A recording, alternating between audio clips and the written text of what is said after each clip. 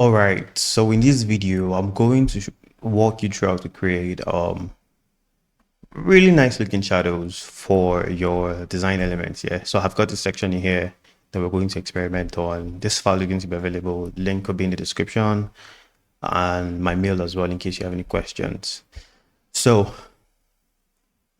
creating okay, let's go to methods here. So I have a couple of methods I listed out here. First is the layer blur trick.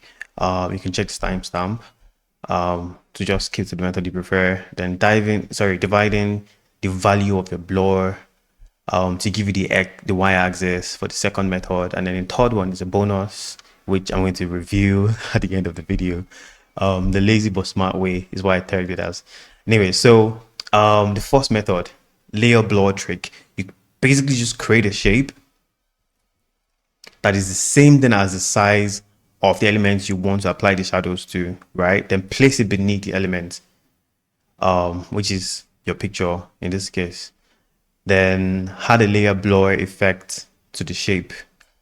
Boom, you have your shadow. It's as easy as that actually. So I'm just going to drag this here, and then let me duplicate it. Yep, it's going to do that. I'm going to send it to the back.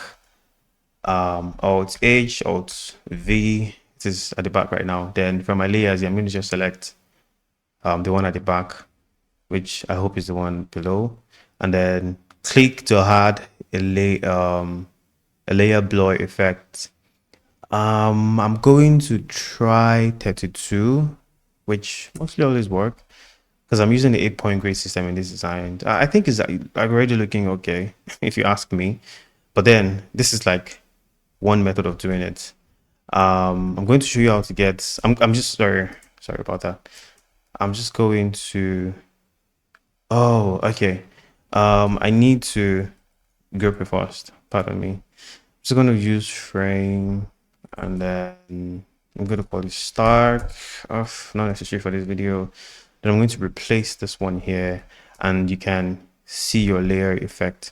So to get other variants of basically the intensity of the shadow behind, right, I'm going to select the layer where we apply the layer blur and then go back to the layer blur thingy.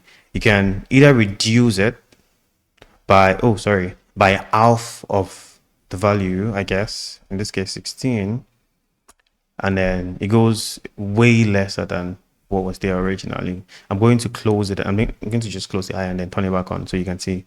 Close, open, you see the effect, see the difference. So this might not be the desired outcome that you want. The next couple of methods might shed some more light on it. But then basically, if you want to keep getting more intensity, more, you just mess with the values basically to get better results. So that's that for this one. Then the next method, as I mentioned, is the one where you divide the blur value by 2, just slash it by 2 to get your y-axis. In case you don't want to use that method I mentioned earlier, because it's going to give you like more, it's going to make your file look too busy and all of that. I don't like that. I hope you don't too. So first off, let's start by, we used 32 earlier. We're just going to use 32 here. Boom. And you'll first get something not too bad, right? But then we could be better. So 32 divided by 2 should give you what? 16, right? I guess, and I hope. All right, and then you can immediately see the difference, right? Started with this. Now you're here. To make it a little bit more interesting, I always like to use the same value as my y-axis to start as the base, and I think it also looks equally good from nothing to something. Don't mind me.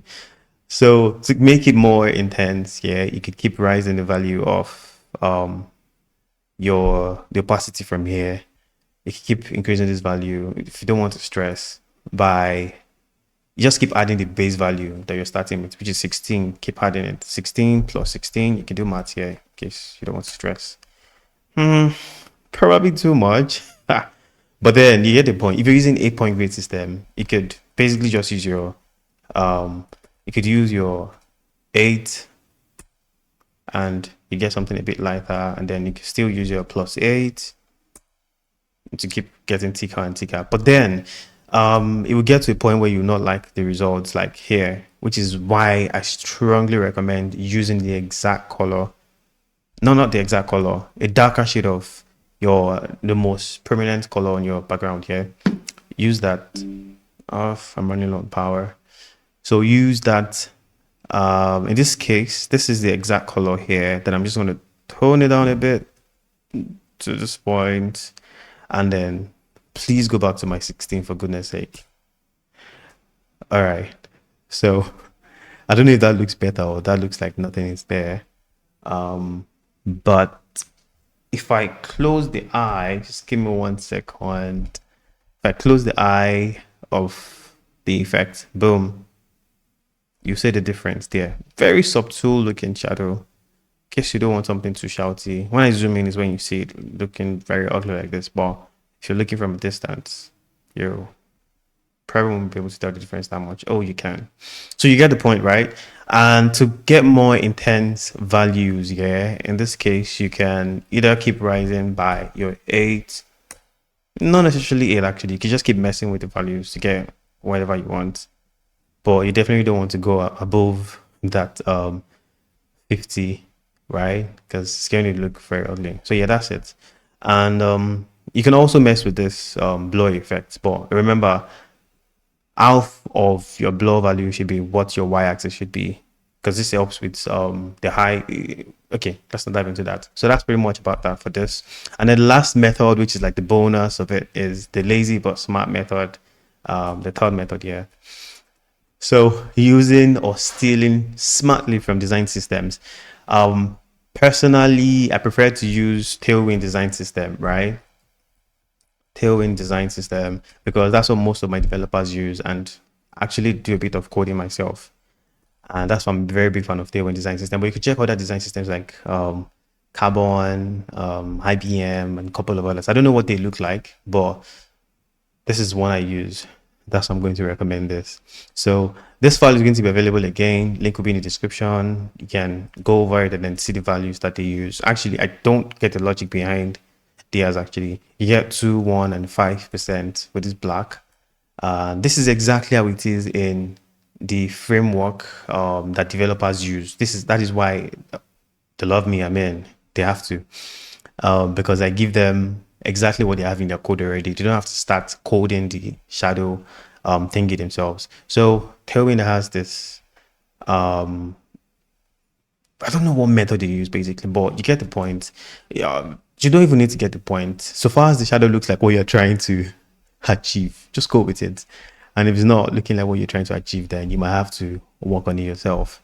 So yeah, I've given you quite a very short video on how to achieve your own realistic, not necessarily realistic, but at least nice looking shadows. So please do like, share, and subscribe. If you have any questions, I don't like this method.